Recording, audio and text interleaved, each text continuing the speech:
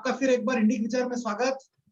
आज जो मैं खास प्रोग्राम जो दो खास गेस्ट ले आया हूँ, एक मध्य प्रदेश से श्री शुभम वर्मा। शुभम जी नमस्ते। नमस्ते जी। और राजस्थान से श्री निधीश गोयल। निधीश जी नमस्ते। नमस्ते अजय जी, कैसे हैं आप? बस मैं बढ़िया हूँ। और आज एक नया प्रोग्राम हम नए तरीके से करने की कोशिश कर रहे हैं। तो पहले मैं शुभम जी के बारे में बता दूं। शुभम जी भी एक यूट्यूबर है और अपना चैनल चलाते हैं। बहुत उनके चाहने वाले हैं और रेगुलर व्यूअर्स है, महाराष्ट्र में भी व्यूअर्स। और निधीश जी भी अपना चैनल चलाते हैं, यूट्यूब चैनल चलाते हैं। तो आज ये मतलब नॉर्मली हमारे इंडिक विचार के दर्शकों को ये आदत नहीं है, क्योंकि हम नॉर्मल प्रोग्राम हम मराठी में करते हैं। तो आज मैं पहले ये बता दूं कि आज हिंदी में प्रोग्राम करने की खास वजह ये है कि जो रामनवमी और हनुमान जयंती के उपलक्ष्य में, जो उपलक्ष्य में नहीं कह सकते बट उन कार्यक्रमों के दिन में जो भयानक रॉयट्स हुए हैं, जो भयानक दंगा हुआ है, अभी मैं गिन रहा था कुछ 7 या 8 जगह दंगे हो गए। मतलब आपके खरगोन से शुरू करके खरगोन, फिर कसौली, फिर अभी उड़ीसा में हो गया, जहांगीरपुरा दिल्ली में हो गया, गुजरात में हो गया, बंगाल में तो खैर मतलब उसका वो नाम दंगे वहां चलती रहते। तो अमरावती में हो गया कल हमारे यहाँ की कोई सिचुएशन है नहीं, वैसे अमरावती में राइट्स हो गए। आज 2 घंटे पहले गोरेगांव में राइट्स हुए, बॉम्बे में। और मेरे पास वीडियो आया है, मैं वो अपने ये कार्यक्रम में डालने की कोशिश करूंगा। 45 सेकंड का वीडियो है। महिलाएं चिल्ला रही है, अरे ये देखो, ये तो अंदर घुस गए, चेन डालने की कोशिश कर रहे हैं और बोल रहे इनको भगाओ भगाओ भगाओ। महिलाओं की आवाज आ रही है। तो दंगाई मंदिर में घुस गए थे बॉम्बे में। तो मतलब अब कुछ बचा ही नहीं। तो मैं मतलब निधीश जी आपसे शुरुआत करना चाहूंगा कि ये कैसे हुआ, मतलब ये दंगे कहां से शुरुआत हुए, किसकी गलती थी और इसको कैसे रोका जा सकता है। मतलब पहले तो यही बताएं कि हुआ कैसे। जी नमस्कार अजय जी। सबसे पहले आपको और आपके प्लेटफॉर्म को, इंडिक विचार को मैं बहुत धन्यवाद देता हूं कि आपने हमें मंच दिया ये चीज। और चूंकि मैं राजस्थान से आता हूं और हम लोग मैदानों में कभी खेलने जाते हैं तो एक जयघोष जरूर लगाते हैं, और उस जयघोष में हम ये कहते हैं कि जय शिवा सरदार की, जय राणा प्रताप की। तो हम राणा प्रताप की भूमि से हैं और आप वहाँ छत्रपति शिवाजी महाराज का नाम लेकर के हम बैठे हुए हैं। तो मैं सबसे पहले सभी दर्शकों से ये कहना चाहूंगा, क्योंकि हम लोग जो है एक ऐसे प्लेटफॉर्म से जुड़े हुए हैं आपस में म्यूचुअली अंडरस्टैंडिंग रख करके, कि अगर आप हम सभी के प्लेटफॉर्म से एक एक करके जुड़ेंगे आपको बहुत सारी चीजें जानने को मिलेंगी। और जम्बू टॉक्स नाम से हमारा जो यूट्यूब चैनल है, आप वहां पर आइए, चैनल सब्सक्राइब करें, आगे बढ़ें। आपको इतनी चीजें जानने को मिलेंगी जो शायद हम लोग जिससे शुरुआत करते हैं, जम्बू द्वीपे भरत खंडे आर्यावर्ते भारतवर्षे, और जो मोहन भागवत जी ने कहा है कि अगले 15 वर्षों में अखंड होगा भारत, तो 15 वर्षों में अखंड होगा या खंड खंड होगा, ये 2022 और 2023 तय करने वाला है। और 2022 और 2023 में क्या क्या चीजें होने वाली हैं उसके ऊपर जम्बू टॉक्स में आपको बहुत वीडियोस देखने को मिलेंगे, हिंदी में मिलेंगे। तो एक बार आइएगा, देखिएगा, आपको समझ में आएगा। महाराष्ट्र में हिंदी का कोई प्रॉब्लम नहीं है, हिंदी मराठी दोनों साथ में चलती है। जी अजय जी, अब मैं जो चीज मैंने अपनी प्रस्तावना में रखी है उसी पे मैंने थोड़ा इशारा भी दिया है इस चीज का कि चेहरे बदलेंगे। देखिए मैं थोड़ा सा आपको करेक्ट करूंगा, ये दंगा जो है राजस्थान में करौली में हुआ। इस डिस्ट्रिक्ट का नाम करौली है, करौली में हुआ। और करौली में कैला मैया का बड़ा एक मंदिर है। और करौली जो है वो 3 चीजों के लिए विख्यात है। एक कैला मैया का बड़ा मंदिर है, दूसरा वहां महावीर जी जो है वो जैन तीर्थ है, महावीर जी उसे कहते हैं, और तीसरा मदन मोहन जी का वो धाम है। तो ये 3 चीजें हिंदुओं के लिए, क्योंकि मैं जैन जो है उन्हें हिंदू आस्था में ही मानता हूं, चाहे वो माइनॉरिटीज में उनको रख लिया गया हो, लेकिन ये 3 चीजें तो अगर हम, क्योंकि राजस्थान में मंदिरों की बहुत आयत है, और ऐसे में अगर करौली को देखें तो करौली बहुत आगे है इस चीज में, कैला मैया, मदन मोहन जी और महावीर जी।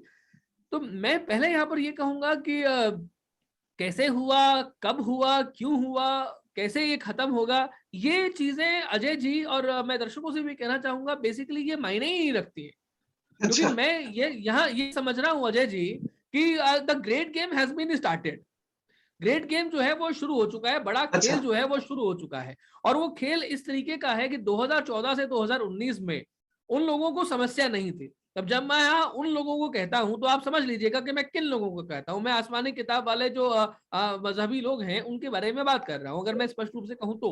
तो 2014 से 2019 में इतनी समस्या नहीं थी। सर्जिकल स्ट्राइक होती है, एयर स्ट्राइक होती है, जीएसटी होता है, नोटबंदी होती है, ये सब चीजें चलती रहती हैं, होता है। 2019 में ये सोचना उनके लिए बड़ा अजीब था कि 283 के बाद में 303 सीटें भारतीय जनता पार्टी के पास में अकेले में आ जाएंगी, बहुमत, इतनी बहुमत से आ जाएंगी और इतनी बड़ी चीज हो जाएगी। तो यहां से 15 वर्ष शुरू हो जाते हैं। देखिए, अब 15 वर्ष जो मैं कह रहा हूं, ये 15 वर्ष इसलिए कह रहा हूं क्योंकि 15 वर्ष के कार्यकाल में बहुत सारी चीजें हुई है। अगर हम कहेंगे 1990 में कश्मीरी पंडितों का जो एक्सोडस होता है, तो कश्मीरी पंडितों के एक्सोडस में, उनके नरसंहार में जो 1990 में हुआ था, तो 1990 की पटकथा 1990 के उस दिन 19 जनवरी को नहीं लिखी गई थी, जिसके लिए लोगों ने कहा कि वीपी सिंह की सरकार थी और वाजपेयी जी की सरकार जो है उसको पीछे से समर्थन दे रही थी। 1975 इमरजेंसी हुआ था, आपातकाल हुआ था, आपातकाल के बाद में पटकथा लिखनी शुरू हुई थी। 15 वर्ष का समय लगा। ये 15 वर्ष 1975 से लेकर के 1990 ये सेम कालावधि थी जब लेबनान में 15%, लेबनान में जो इजराइल से और फिलिस्तीनियों का युद्ध होता है और उसके बाद में 7 लाख फिलिस्तीनी इजराइल से 1948 में छोड़ करके जाते हैं और वो लेबनान में जाते हैं। 44% 1975 में हो जाते हैं और 1990 में जब 44% हो जाते हैं, बहुतायत हो जाती है, उसके बाद में जो सामूहिक नरसंहार होता है, बलात्कार होता है, हत्याएं होती है, सब कुछ काम होता है, 1990 में वो संख्या 54% हो जाती है। यानी कि 1975 से 90 लेबनान में जो हुआ, 1975 से 90 में भारत में भी कश्मीर में उसकी पटकथा दूसरी तरीके से लिखी जा रही थी। 1995 में हमने वो देखा। 2019 में जो हुआ ये अनएक्सपेक्टेड था उनके लिए, इसीलिए हमने देखा किसान आंदोलन होता है, इसीलिए हमने देखा शाहीन बाग होता है, इसीलिए हमने देखा कि चाहे वो धारा 370 की बात हो या श्री राम जन्मभूमि की बात हो, ये सब चीजें जो होती है तो सामने वालों के मन में अब वो बेकाबू हो जाते हैं। उसके बाद में यानी कि जले पर नमक छिड़कने वाली बात होती है 10 मार्च 2022 को, जब उत्तर प्रदेश के चुनाव हो जाते हैं और उनका परिणाम आ जाता है। मैं मानता हूं कि योगी आदित्यनाथ के मुख्यमंत्री पद पर रहते हुए भी केवल 273 सीट आई, जो कम थी, और जब आप योगी आदित्यनाथ मुख्यमंत्री नहीं थे तब आपकी सीटें 50 ज्यादा थी। तो मुख्यमंत्री नहीं थे तब 50 ज्यादा थी, मुख्यमंत्री हुए तो 273 हुई, कम हुई। लेकिन सामने वालों ने अपना सब कुछ दांव पर लगा दिया, उसके बावजूद भी आप योगी जी को सत्ता में आने से नहीं रोक सके। अब ये लोग बेकाबू हो चुके हैं। मेरा मानना है आप 1975 लें, आप 1990 लें, या आप कबायली विद्रोह लें, या 1971 का युद्ध लें, 62 लें, 65 लें, 1999 लें, 2022 और 2023 ये बहुत डेंजरस ईयर्स हैं, बहुत खतरनाक साल हैं भारत के इतिहास के लिए। अगर अगले पिछले 100 वर्षों के इतिहास की बात करें, क्योंकि उन्हें मालूम है कि 2022 में आप महाराष्ट्र में, और महाराष्ट्र में बहुत उत्सुकता के साथ में आप रोज महाराष्ट्र की राजनीति के बारे में चर्चा करते हैं। और अभी आज जो फरमान जारी हुआ है कि साहब मस्जिदों के 15 मिनट पहले और 15 मिनट बाद में जो है वो कोई अजान से पहले कुछ नहीं होगा और आपको भजन जो है वो भी है ना अनुमति लेकर के बजाने पड़ेंगे। तो ये आज तो होने वाले हैं। नासिक में तो आज कमाल कर दिया, मतलब कमाल हो गया जी।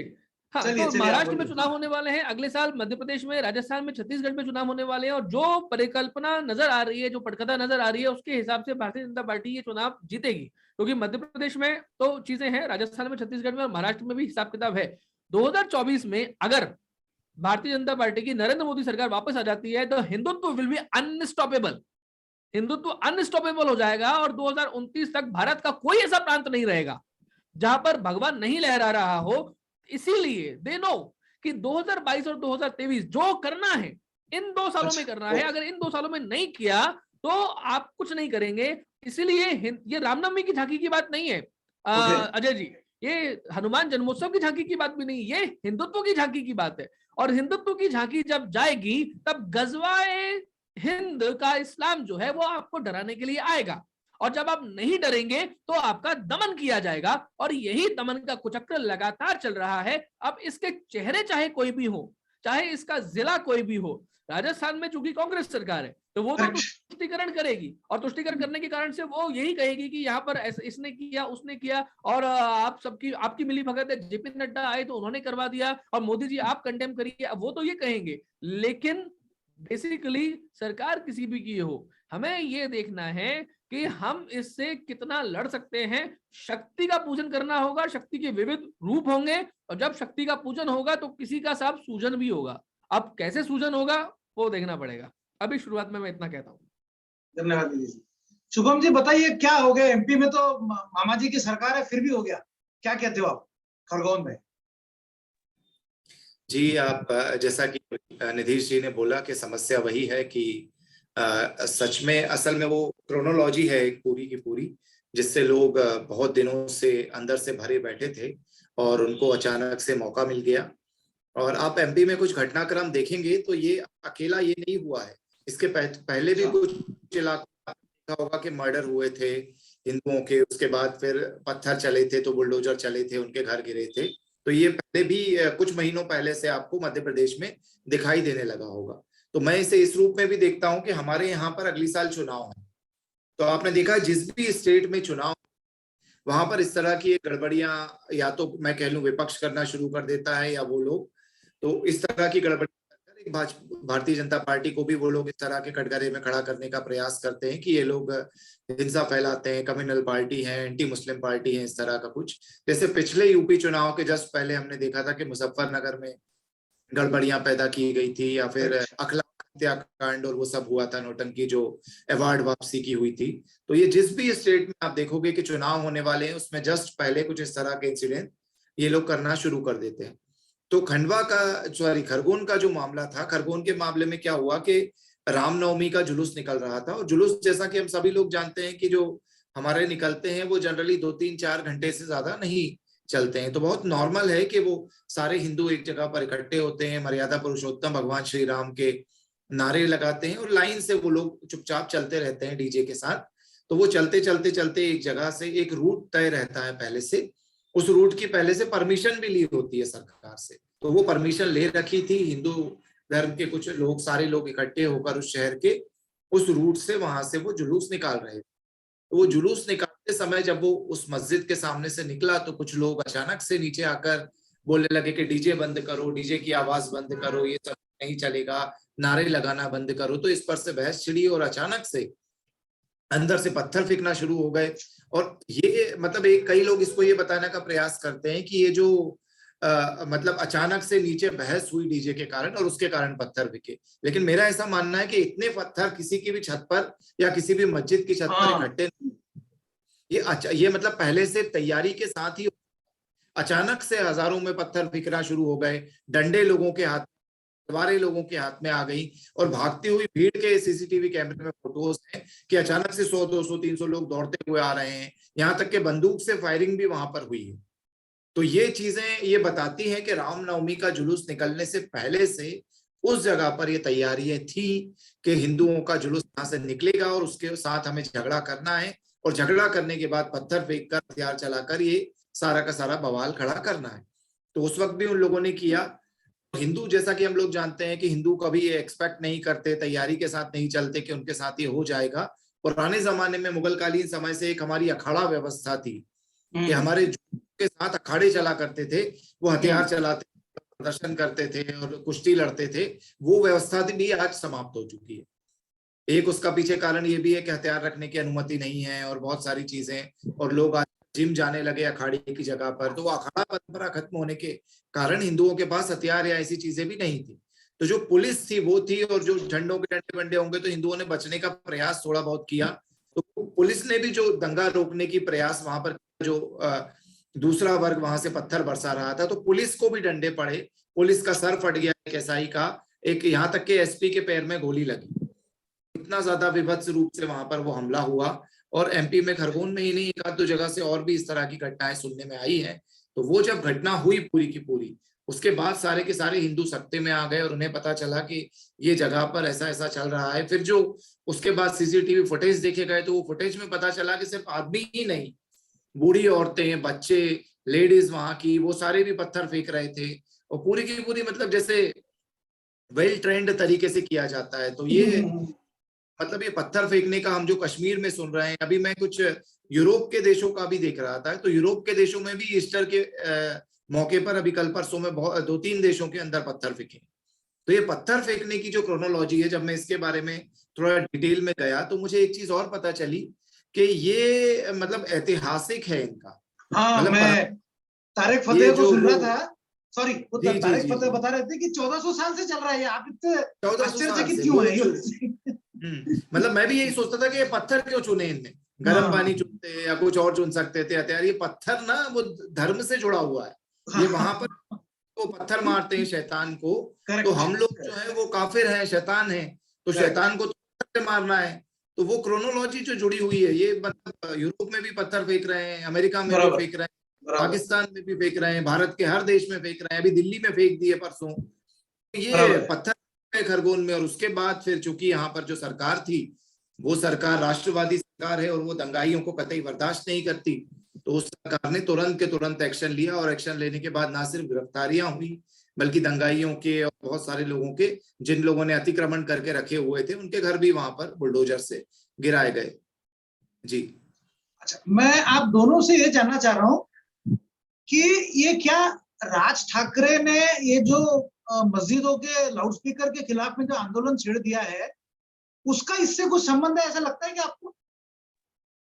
देखिए, मेरे को जो लगता है कि राज ठाकरे जी ने जो किया है कि मस्जिदों के खिलाफ ये अपनी ये एक अच्छा साइन है, बेसिकली अच्छा साइन है, खासतौर पे महाराष्ट्र के लिए। बिकॉज अगर हम वहां पर देखते हैं शिवसेना के लिए, शिवसेना जिस तरीके से सामने चली गई, जिसको बाला साहब ठाकरे एक तरीके से जिनको गालियां पानी पी पी करके जिनको गालियां दिया करते थे, शरद पवार, सोनिया गांधी, उनके साथ में जाकर के आपने इवन आपके तो कोल्हापुर में उपचुनाव है, और कोल्हापुर उपचुनाव में आज तक हमेशा शिवसेना जीती है। 2014 में केवल 2014 में अकेले लड़ी थी, बीजेपी साथ में नहीं थी। इवन देन भी शिवसेना जीती थी। और इस बार कोल्हापुर के उपचुनाव में आप बेहतर जानते हैं कि कांग्रेस को खुला मैदान दे दिया, तो कोल्हापुर के मतदाता किसके साथ में जाएंगे? और कोल्हापुर के नहीं, ये सारा का सारा वहां पर होगा। तो शिवसेना एक राज ठाकरे के रूप में हिंदुओं को वहां पर एक नया आश्वासन सामने मिल रहा है। मैं इसमें ये भी जोड़ना चाहूंगा कि हो सकता है कि हम कहें कि भैया राज ठाकरे अपने फायदे के लिए आ रहे होंगे। देखिए, दुनिया में हर आदमी अपना फायदा देखता ही देखता है, अपना स्वार्थ देखता ही देखता है। चलता है। ये इंजीनियरिंग में एक विन विन सिचुएशन होती है, और यानी कि तुम भी जीतो हम भी जीते हैं। ऐसा मैंने एक बॉर्डर फिल्म में, मैं कई बार उस कोटेशन को कहता हूँ, बॉर्डर फिल्म में जब जैकी श्रॉफ और सनी देओल लोंगावाला की पोस्ट पर जा रहे थे, तो जीप में बैठे हुए उन्होंने एक शेर कहा था, बड़ा जोरदार था, कि तुम ही तुम हो तो क्या तुम हो, हम ही हम है तो क्या हम है, तो तुम हो तो हम है, और जो हम है तो तुम हो। तो ऐसे में राज ठाकरे अगर राजनीति में आगे बढ़ते हैं, और उसके साथ साथ में हमारा हिंदुत्व भी सही तरीके से आगे बढ़ता है, हिंदुओं को एक, देखिए भारत में सम्राटों की परंपरा रही है, सेनापतियों की परंपरा, महान सेनापतियों की परंपरा रही है। तो ऐसे में आम समाज को हमेशा अपना एक आदर्श देखना होता है। भारत में व्यक्ति एक बड़ा सेनापति, चाहे वो श्री कृष्ण के रूप में द्वारकाधीश को देखे या सात्यकी के रूप में उनके सेनापति को देखे, लेकिन वो व्यक्ति कोई ना कोई राजा, कोई सेनापति, कोई द्वारकाधीश हमेशा देखना चाहता है।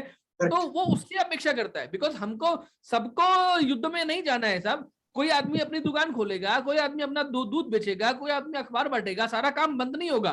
क्षत्रियों के लिए काम दिया है, आप जाके लड़िए, ये आपका काम है, और बाकी लोग अपना अपना व्यवस्थागत काम करेंगे। इसीलिए हम पिछले हजारों वर्षों से टिके हुए हैं। अगर ऐसा होता कि सारा ही समाज पूरा का पूरा युद्ध लड़ने के लिए जाएगा, तो फिर हम संस्कृति के रूप में छिन्न भिन्न कब के हो चुके होते। तो ये एक मूल बिंदु है। इसलिए राज ठाकरे का होना, मैंने कहा राज ठाकरे तो एक, और राज ठाकरे का होना आज का नहीं है ना। आपके ही दिसंबर में औरंगाबाद में जो घटना हुई थी, रजा अकेडमी औरंगाबाद में राज ठाकरे की रैली थी, और वहीं पर वहां पे अमरावती में, चूंकि आपने नाम भी लिया था, तो वहीं पर राजा अकेडमी ने जिस तरीके से हिंदू मोहल्ले में घुस करके वहां पर जो दुकानें जलाई थी, जो कांड किए थे, तो वहीं पर राज ठाकरे ने कहा था, आप बेहतर जानते हैं कि अब जो है वो अगर कोई चीज होती है तो मुकाबला करना है, डटना है, सामने आना है, अब की बार पीछे नहीं हटना है। तो ये चीज वहीं से थोड़ी थोड़ी तय हो रही थी। तो ऐसा नहीं है कि दिसंबर में ही अमित शाह ने फूंक मारी थी या नरेंद्र मोदी जी ने फूंक मारी थी, तो ये उस समय तय हुआ। उसके बाद में चीजें धीरे धीरे आगे बढ़ी। और दूसरी चीज ये कि अगर कोई पॉलिटिशियन है या कोई राजनीतिज्ञ है, तो साहब वो राजनीति करेगा, वो राजनीति करने के लिए राजनीति के बना है, तो वो राजनीति करेगा। और शरद पवार जो है, आप बेहतर जानते हैं कि शरद पवार महाराष्ट्र में 100 से अधिक जो संगठन है उनके अध्यक्ष के रूप में है, और हर संगठन की अपनी जमीन जायदाद है, और उसी जमीन जायदाद को बचाने के लिए वो नरेंद्र मोदी से मिलते हैं। नवाब मलिक 1 सवा महीना हो गया उनको जेल में पड़े हुए, लेकिन नवाब मलिक का नाम तो नहीं लिया उन्होंने। किसका नाम लिया? संजय राउत को बचाओ, मतलब अपनी पार्टी के व्यक्ति को नहीं बचाओ, नवाब मलिक को मत बचाओ। मोदी जी से निकलने के बाद में कहते हैं संजय राउत को बचाओ। ये पॉलिटिशियन है, पॉलिटिशियन अपना पॉलिटिशियन का काम करेगा, हमें क्या काम करना है वो हमें सोचना है। तो राज ठाकरे का इससे लेना देना वाली बात मुझे नहीं लगती है। हाँ, ये कैटलिस्ट का काम करेगा, उत्प्रेरक का काम करेगा कि आप, लेकिन उससे जनता में विश्वास जगे, जनता में साहस जगे, वो हमारे लिए ज्यादा जरूरी है। क्योंकि आप में अगर साहस नहीं जगेगा, तब भी सामने वाले आकर के आपको मारेंगे, आपको ठोकेंगे, आज नहीं तो कल ठोकेंगे। लेकिन वो आएंगे और आपका कोई लीडर सामने आएगा तो आप में थोड़ा विश्वास आएगा, थोड़ा साहस आएगा, और वो आएगा तो थोड़ा आप भी प्रतिकार कर पाएंगे। शुभम जी क्या कहते हो, राज ठाकरे से तो की वजह से तो नहीं इतनी आग लग गई पूरी? नहीं नहीं, ये तो राज ठाकरे के पहले से ये चीजें चालू हुई थी, उसके बाद राज ठाकरे का बयान सामने आया है। हालांकि राज ठाकरे यदि ये सारे मुद्दे उठा रहे हैं तो वो सही डायरेक्शन में वापस आ गए हैं, मेरा ऐसा मानना है। साहब ने भी शुरुआत जो की थी वो असल में एजिटेशंस जो था साउथ इंडियंस का, वहां से शुरुआत थी, लेकिन बाद में उन्होंने हिंदुत्व को पकड़ लिया था।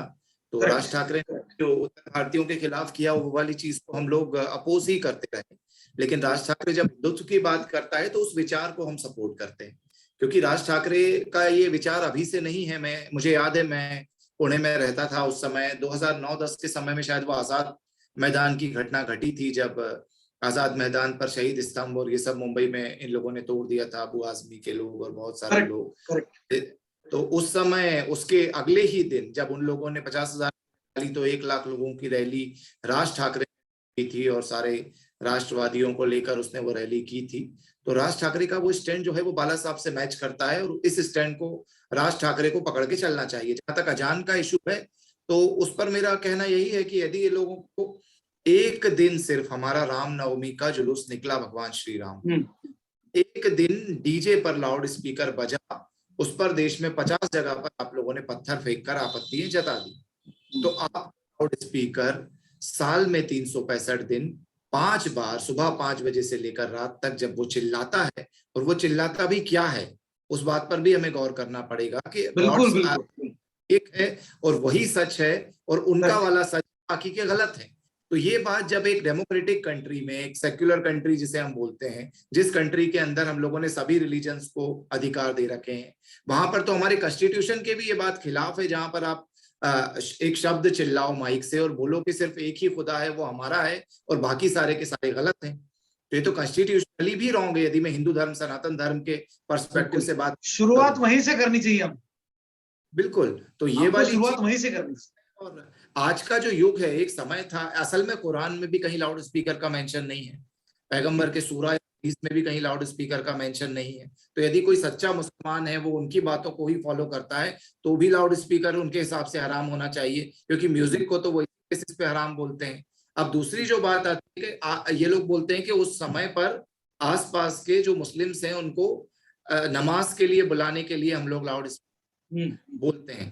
तो आज का समय है जब काफी सारे गैजेट्स आ गए हैं, हमारे अलार्म आ गए हैं, अलार्म क्लॉक्स आ गए हैं, आप अलार्म लगा लो, व्हाट्सएप आ गया है, व्हाट्सएप आ गया है, आप व्हाट्सएप टेलीग्राम पर 250 से लेकर 1000 लोगों का ग्रुप बनाओ, उस पर मैसेज डालो कि इतने बजे अजान का टाइम है, आज ये चेंज हो गया है, आप आ जाओ। यही सारे लोग जो बोलते हैं टाइम से व्यक्ति नहीं आ सकता, जब ट्रेन का टाइम होता है तो समय पर पहुंच जाते हैं, जब इंटरव्यू का टाइम होता है तो समय पर पहुंच जाते हैं, जब कहीं पर भी पत्थर फेंकना होता है तो इतनी अच्छी टाइमिंग होती है कि सारे के सारे एकजुट होकर उसी समय निकलकर सारा पत्थर फेंक कर वापस अंदर हो जाते हैं।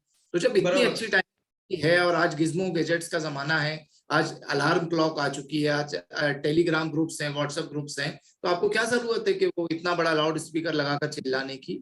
तो कई बार तो ये लगता है कि इंटेंशनली प्रोवोकेटिव तो नहीं, बिल्कुल जानबूझकर तो नहीं हो रहा है। तो राज ठाकरे नहीं, असल में गोरखपुर में, इलाहाबाद में भी ये विषय उठाए गए थे और वहां पर हाई कोर्ट ने फैसला दिया कि इसे बैन करना चाहिए। अभी काफी जगहों पर हाई कोर्ट में याचिकाएं दायर हुई हैं। सोनू निगम ने भी एक बार बेचारे ने अनफॉर्चुनेटली ये मुद्दा उठा, गंजा होना पड़ा था और उसके खिलाफ काफी फतवे हो गए थे।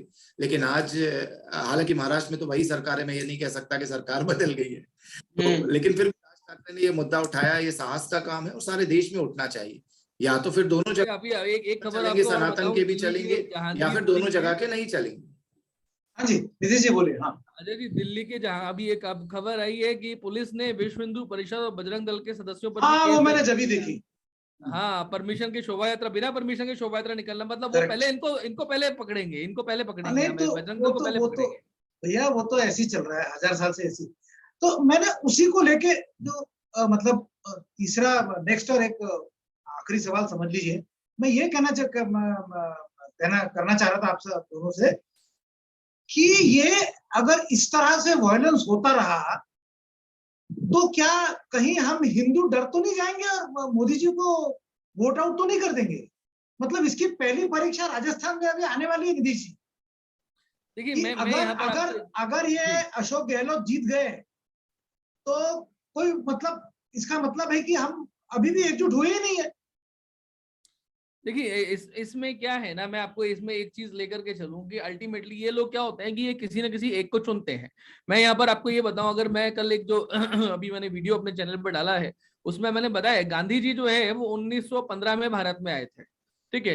1919 में ये नरसंहार होता है जलियांवाला बाग का।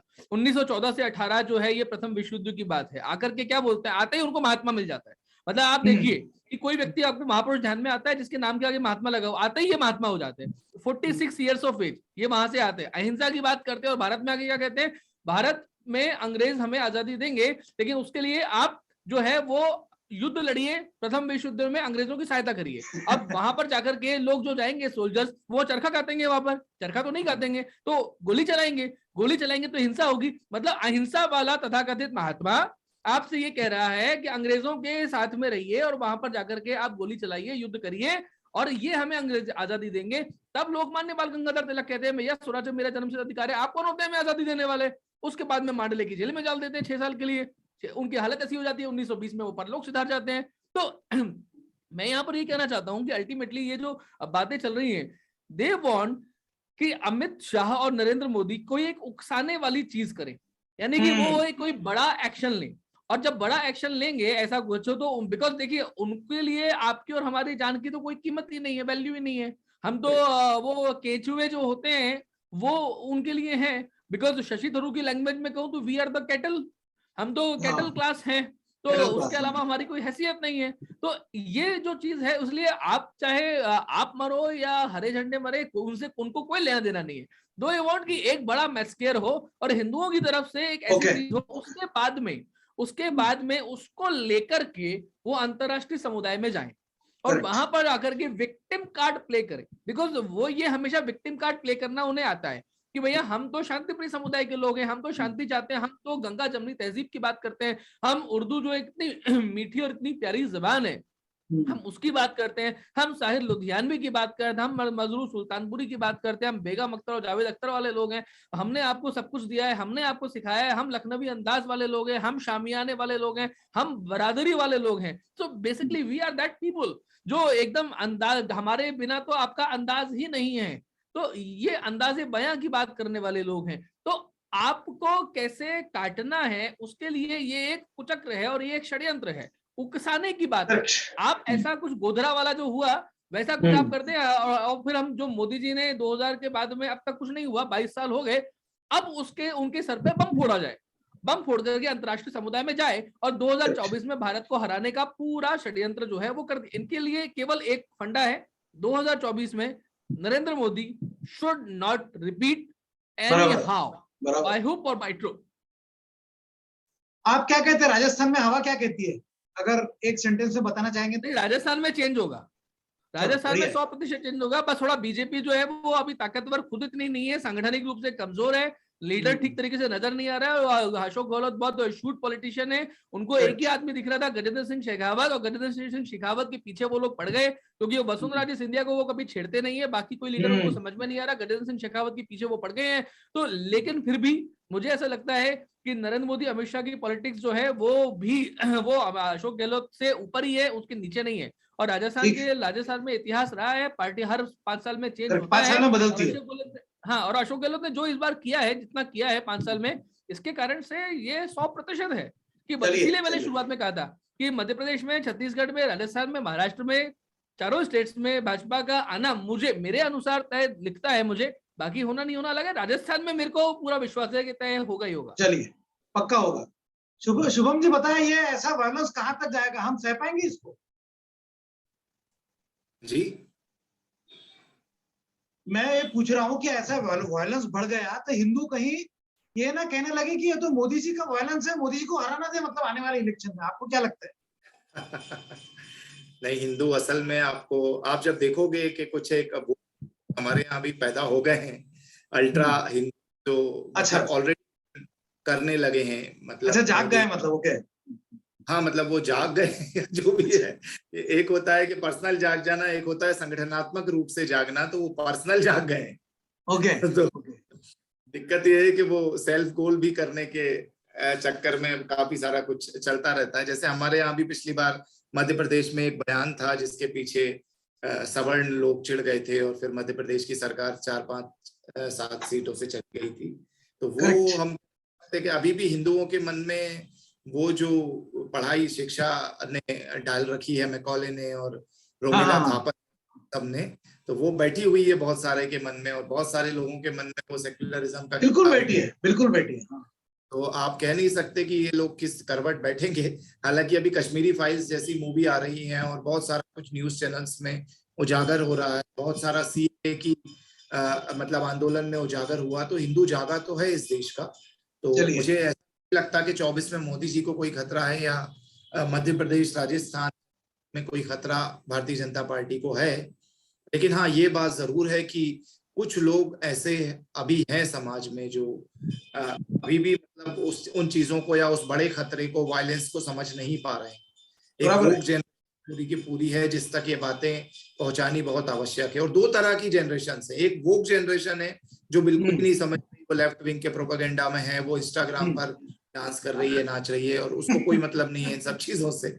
उसको यदि आप समझाने का प्रयास करोगे तो भी वो बोलेंगे कि आप लोग कम्युनल हो, आप ये सब बातें करते हो। और दूसरी एक जनरेशन है जो बहुत एक्सट्रीम पहुंच गई है, एक्सट्रीमिस्ट हो गई है।